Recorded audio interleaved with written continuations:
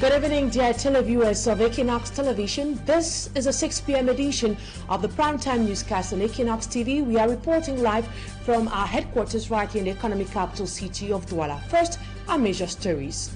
Cameroon's tourism sector struggles amidst rising insecurity. Widespread insecurity has left most parts of the country unsafe. Commemorating World Tourism Day, stakeholders say for the sector to gain steam, all security threats such as the Boko Haram insurgency and the over 6-year-old armed conflict in Anglophone Cameroon need to be addressed as soon as possible. And now out of our borders, France's ambassador to Niger, Sylvain Ite, and his 6 colleagues left the capital Niamey today.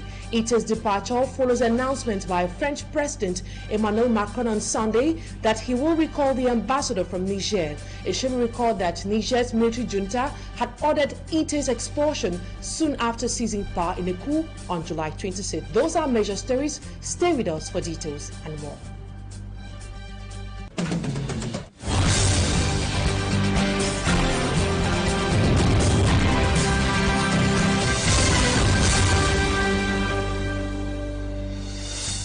Thank you so much, ladies and gentlemen, for getting yourself informed on news around Cameroon and across the world on what's happening and latest updates.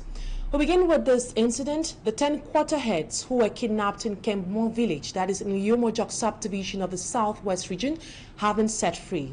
Information coming from Kembon say they were released some minutes ago. Equinoxe TV cannot confirm if the 50 million francs demanded as ransom was paid. We shall come back to this information in a subsequent edition of the news. And away from Kembon village, we stay in the southwest region where over 60 secondary school part-time teachers in Bakassi are on strike. They are demanding several months of unpaid salaries. Representatives of these teachers say they have been knocking at the doors of the Southwest Regional Delegation of Secondary Education to no avail. We have details in this report done by Innocent Aze. A handful of part-time teachers from Bakassi representing over 60 others in Boya demanding money owed to them by the government. Bakassi is a very difficult terrain to work. So if somebody can spend 1 academic year without a dime working in Bakassi, at the end of the day to pay the person money becomes a problem. Please, we are crying, begging on the minister, the authority in charge to make sure that they pay our money. Our children need to go to school. Landlord, they are chasing us for house. We don't even know what to do. We are confused. While at the Southwest Regional Delegation of Secondary Education, they disclosed that they have not received a complete pay for the previous academic year. Thus, strongly convinced they risk receiving no dime this year. The program runs from September to May. The contract ends in May. Since May till now, they have not given us anything. But this Bakassi project has been existing for years, for more than 10 years, more than 12 years that they existed. But this time around, we don't know what is happening.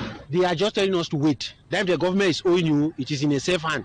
Whereas our landlord and our children who need to go to school, they don't understand that language. These few teachers representing their colleagues in the whole of Bakassi say all of them could not travel to Boya due to distance and financial constraints, since they will need to feed and lodge for over 2 months. These are people who are just representing the whole block. You have Idabato, you have Kombo Amunja, you have Isangele, you have Bekumu, you have Aqua, we have barracks. To avoid accumulation of debts and working in vain, they pledged to return to Bakassi to teach if only they get a positive feedback from authorities. September to May, no 5 francs. And from the southwest region, we now move to the west region, where traders of the Bafoussam market decry the poor state of roads and the filthy state of their market. According to the traders, the pungent smell that emanates from the garbage has made their stay in the market a living hell. Our reporter AC Lucy Liengo spoke to some of the traders and compiled the following report. Waste management remains a major preoccupation to traders and buyers of the Bafoussam market. Aside the filthy state, the modern nature of the market has made things worse. Regardez comme il fait soleil, mais vous voyez comment l'accès ici est tellement difficile. Admettez-vous alors quand il pleut. C'est moche à voir, c'est la propreté qui va avec, il n'y en a pas. Others say the situation would have been manageable if the roads in the market were accessible. L'état de la route, c'est boueux partout et ce dans tout le marché. Il n'y a pas un endroit qui est mieux que l'autre. In the dry season, like in the rainy season, traders and buyers are obliged to put on their boats before visiting the market. Quand vous entrez même là, vous êtes obligé de porter la chaussure qui est un peu haute. Oui, pour pouvoir arriver au fond là-bas. Donc c'est vraiment désolant. This area of the Bafoussam market is a nightmare for traders who can't control the foul smell which emanates from the dirt in the dustbin. Regardez l'état du marché. Les gens vendent dans la boue, tout ça sent la poubelle et tout.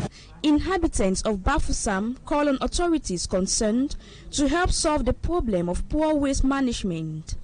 À la mairie de multiplier les bacs à ordures, mettre un peu de partout ou à parler à Isaac comme que après 2 jours ils viennent vider. In Bafoussam, streets like market are filled with garbage littering around. Latest statistics revealed that before 2014, at least 15,000 tourists visited the Far North region yearly. But today, less than 1,500 tourists are received. Rising insecurity is said to have greatly contributed in damaging the tourism sector in the country. Cedric Chakutio tells us more of how this insecurity has marred the tourism sector. The 44th World Tourism Day attracted a lot of people to Mara, the capital of the Far North region. For the occasion, civil society actors, promoters of tourist structures, and administrative authorities mobilized themselves for the occasion. Celebrated this year under the theme Tourism and Green Investment, the World Tourism Day gave the people of the Far North locality the opportunity to visit the peak of the Lulu and the Gorge of Dukulu, sectors situated in the Far North region of Cameroon. But this mobilization has not made them lose sight of the difficulties that the sector has encountered for many years now. S'il faut classifier le nombre d'arrivées, nous, beaucoup plus, nous, on a été impactés par l'arrivée du tourisme récepteur, c'est-à-dire les expatriés, particulièrement les Européens et les Américains. Quand on n'a pas reçu nombreux depuis 2014, ceci dû aux exactions de la secte Boko Haram. Il y a toujours des petits aléas, même en Europe, même aux États-Unis, même à Paris, il y a des gens qui se font agresser, dévaliser et tout. Il faut avoir un comportement adéquat. Though the actual situation is not suitable for this occasion, the World Tourism Day in the Far North region was a moment to share, discover and exchange experiences so as to develop the locality. Il faut encourager le développement durable. Et c'est pourquoi nous avons choisi donc, 2 sites phares de la région de l'extrême nord. Le site de Loulou, où vous avez constaté qu'il y a un site écotouristique naturel, et également le site où nous sommes, c'est-à-dire les gorges de Doukoula, qui sont en réalité pour nous un symbole de l'écotourisme et du développement durable. While waiting for the state's reaction on their case, the inhabitants of the locality of Mara are grateful for this day. On to something else, the Minister of Environment and Nature Protection of Cameroon expresses deep concerns over the increasing threat on oceans and seas and consequently on life in general. He has urged all persons to contribute to the protection of water bodies from pollution. Minister Haley Pierre was speaking in Douala yesterday during the commemoration of World Day of Oceans and Seas. Babla Jonathan reports. Over the last decade, scientists have uncovered the devastating consequences of unfriendly human activities on oceans and seas, the marine ecosystems, and life in general. Besides climate change and ocean acidification, studies show that more than 80% of marine pollution originate on land, with an estimated 8 million tons of plastic ending up in the ocean. Nous sommes en danger parce que nous ne protégeons pas les mers et les océans comme cela se doit. On the 2023 International and African Environment Day, Cameroon's Minister of Environment and Nature Protection, Haley Pierre, calls for global action to reverse the trend and protect the planet's life support system. Our duty is to protect the ocean and sea. We know that ocean and sea give us various advantages for our life on the ground. So we have to do our best to protect against waste. Speaking in Douala on the day consecrated to oceans and seas, Minister Haley Pierre said everyone has a role to play. He added that just by properly disposing waste contributes in the protection of the world's water bodies, resources, and human life. And out of our Cameroonian borders, political analysts say there is a need for caution and extreme vigilance in Niger, even after the departure of France. France's ambassador to Niger left the country early on Wednesday, September 27, 2023, around 1 month after the military government ordered his expulsion, and this after President Emmanuel Macron said the diplomat will be pulled out and French troops withdrawn. Relations between Niger and France and its former colonial ruler have become tense for some months now. Femi Armstrong-Sanda reports. The promise and threats of a French military general when France was asked to quit northern Mali in Gao should serve as a warning for Niger now that France has finally left the country. This is the view of Apostle Dr. Ambe, a political analyst. They always bounce back to fight again. When France was asked to pack its teams from the northern part of Mali in Gao, the military general said, France is going out, but France will be back again. That means a lot of things are being put underway to make sure that France reclaims these territories. We don't know what is underway by the agenda or what purpose France has for the colony that have decided to rebel against it. He is rather skeptical about whether France, by leaving Niger, has finally accepted defeat in the country. He explains why France will want to fight on by every possible means. Because these territories are territories that make France what it is today. As a means, he says France has always been good at using coup d'etats to take over power, citing the constitutional coup in the Republic of Chad. Like what happened in Chad. They came there, violated the constitution, and installed Mahatma Idris Deby to become president when the president of the National Assembly was supposed to take power and then conduct elections. No elections were conducted. So we don't know who France is working within the cycle of the Nigerians in order to topple power and also take dominion again.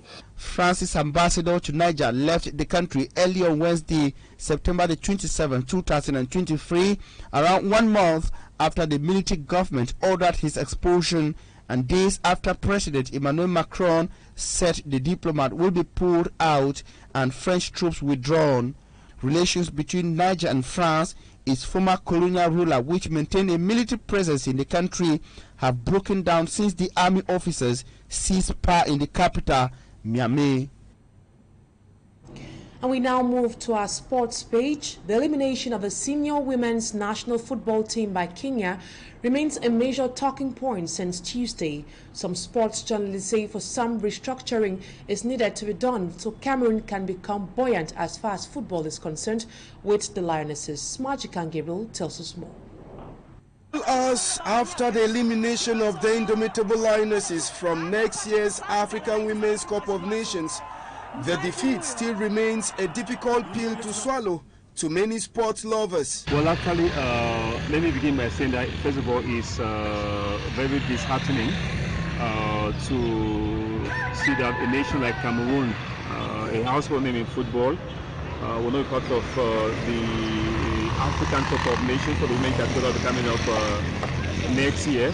Like every other Cameroonian, I am disappointed that the Cameroonians have failed to secure a spot for the 2024 Women's African Cup of Nations to take place in Morocco. Many think the result wasn't surprising to them because the team didn't prepare well before the game, and more to that, the poor management of the team caused them more. Inadequate preparation, lack of concentration. If you look at the away leg, we won just by 1 goal to 0.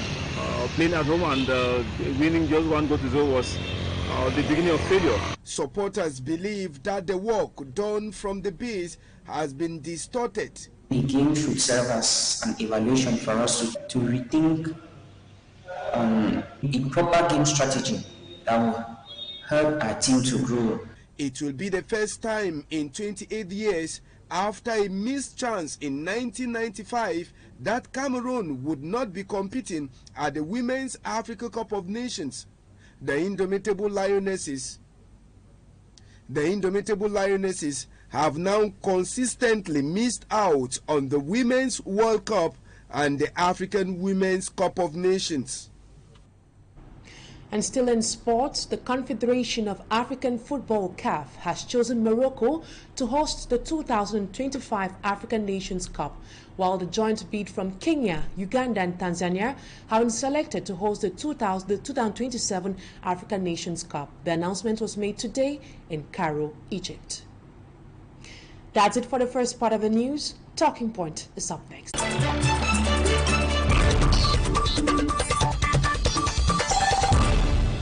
Thank you so much for staying with us on Talking Point.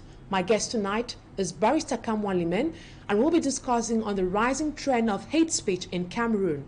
Good evening, Barrister. It is a pleasure having you on Talking Point today. What is your take on the growing phenomenon of hate speech in our country?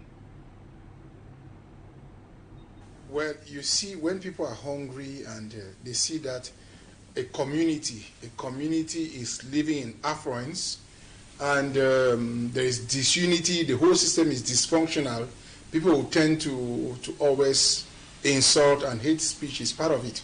So it just reflects the society we are living in. Barrister, for a director of cabinet to outrightly say that those in Tokombere seized parliamentary posts from the hands of an Anglophone in Bangui, Northwest region, can the statement be attributed to hate speech? I don't think it can be linked directly to hate speech because it did not insult the community. But I would say that he brought something to the limelight, that of marginalization. And you see, it's worrisome because it shows us that even at the level of the National Assembly, we have this marginalization. And so, what I think is very important to note is that there is no institution which is free from this syndrome of marginalization perpetrated against Anglophones, because I don't just want to look at Mbengui as a zone, but a zone in the Anglophone region.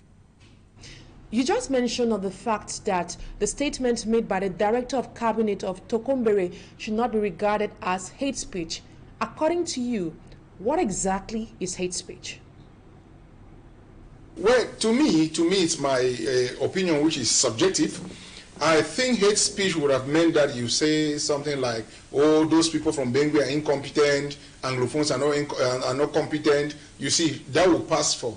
But this one is informing people that they have a kind of mafia, a kind of deal or mission, which is to favor one community from the other.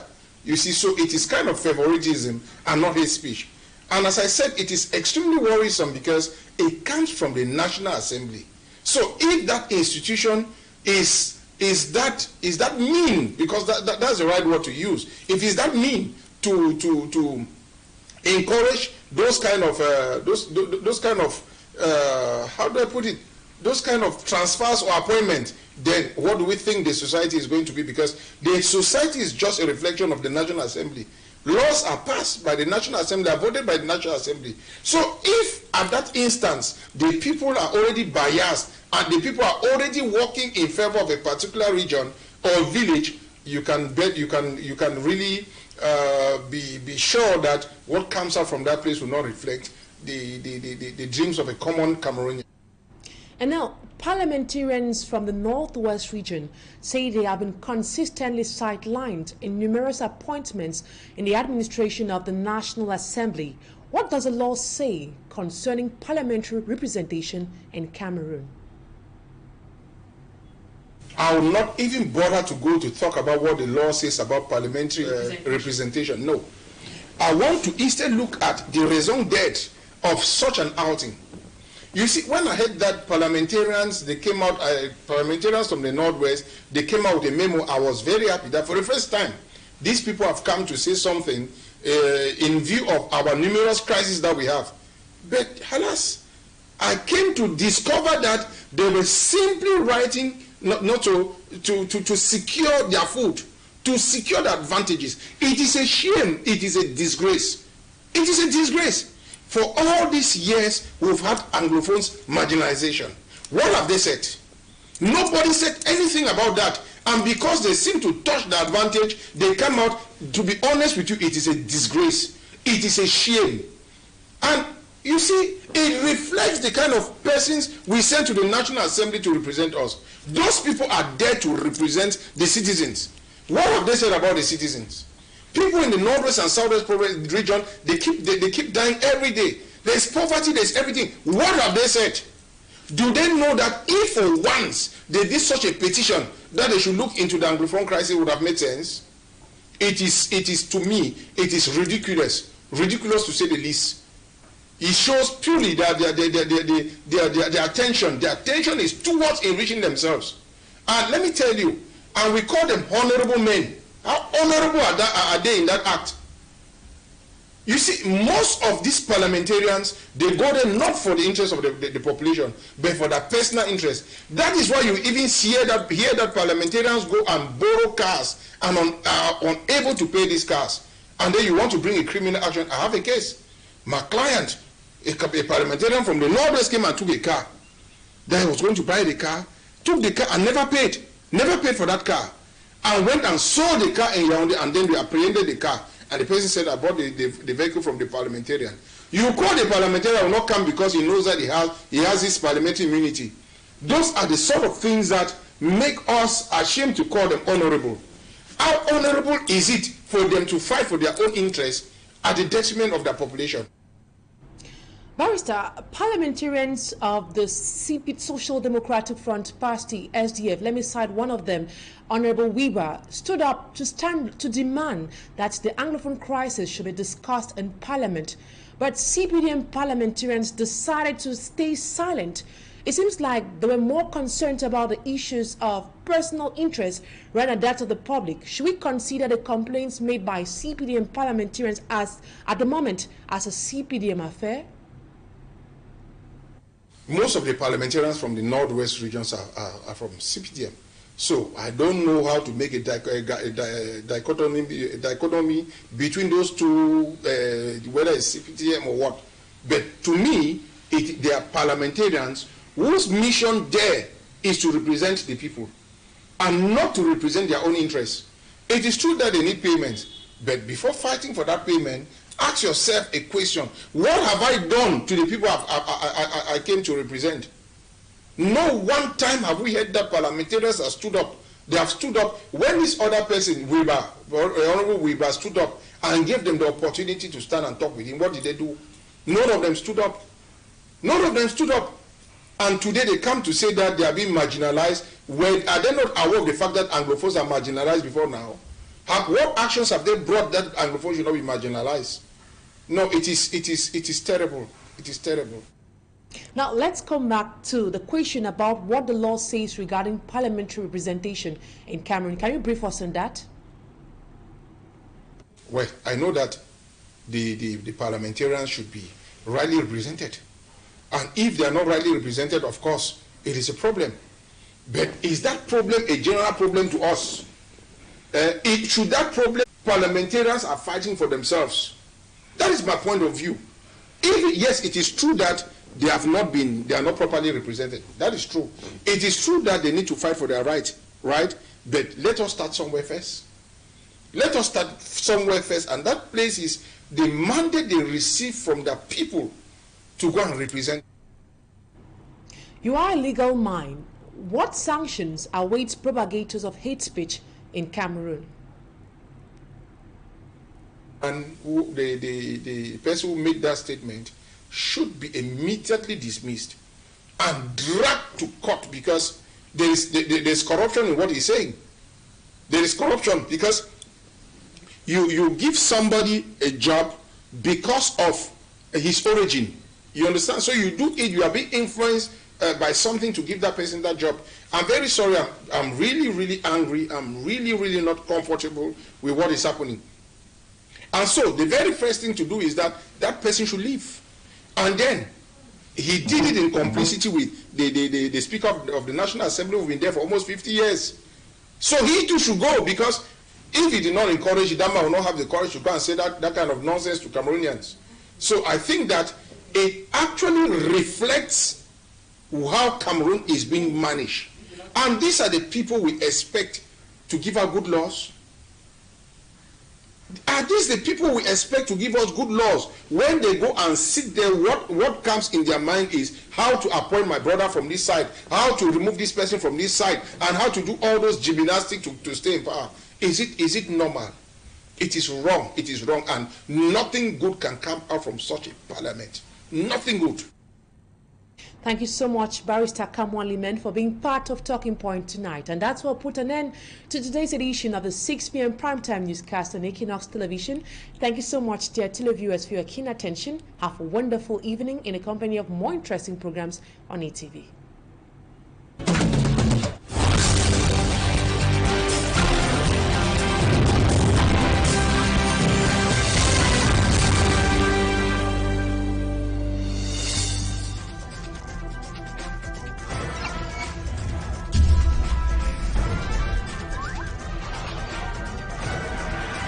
Equinoxe Télévision, au-delà de l'image, nous rendons compte. De lundi à vendredi sur Equinoxe Télévision. Bienvenue sur le plateau Equinoxe Soir, votre décryptage quotidien de l'actualité. Vous me dites 15 millions, 20 millions, une vingtaine, une trentaine de millions, monsieur Ndika. Vous êtes sérieux dans ce pays où des gens peuvent se construire une résidence à 2 milliards? On devrait faire le procès de nos ministres. On devrait faire le procès du président de la République. Pour qu'ils comprennent que le vivre ensemble, la cohésion nationale, l'intégration nationale ne devrait pas être des vains mots. Il devrait être le reflet de nos actes politiques. Mais allez dans nos ministères. Quel est cet État qui ne sait pas s'arrêter à un moment donné pour faire le point? S'arrêter pour pleurer les siens. Et s'arrêter pour comprendre pourquoi les siens sont partis et faire en sorte que jamais plus cela n'arrive. Oui. Il peut donc arriver que les constructions qui sont faites ne puissent pas résister et qu'on soit amené à les détruire. Le problème, c'est que très souvent on accuse l'administration, mais il faut également comprendre une chose.